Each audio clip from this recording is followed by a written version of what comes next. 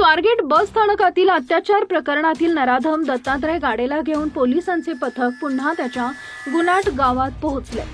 3 दिवसांच्या फरार काळात तो गावातील शेतात लपला होता। त्याने त्याचा मोबाईलही याच परिसरात लपवल्याचा संशय आहे। त्या दृष्टीने पोलिसांनी त्याला घेऊन तो लपलेल्या ठिकाणची पाहणी केली। फरार कालावधीत ज्यांनी गाडेला मदत केली, जसे ज्यांच्याकडे पाणी पिण्यासाठी तो गेला, अशा जवळपास 7 लोकांचं स्टेटमेंट पोलिसांनी घेतलं। गाडेच्या घराची देखील पोलिसांनी तपासणी केली।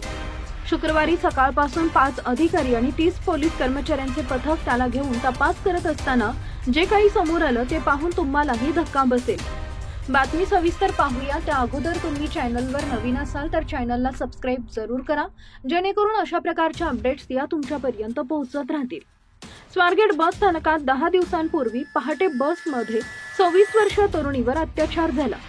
या प्रकरणात दत्तात्रय गाडे याला अटक केली। तो 12 तारखेपर्यंत पोलीस कोठडीत आहे।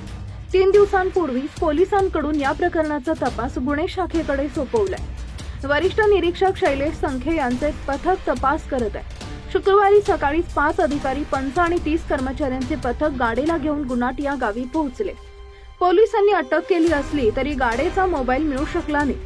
प्राथमिक तपासात हा फोन गाडेनं गुनाट गावातील शेतात लपवल्याची माहिती आहे।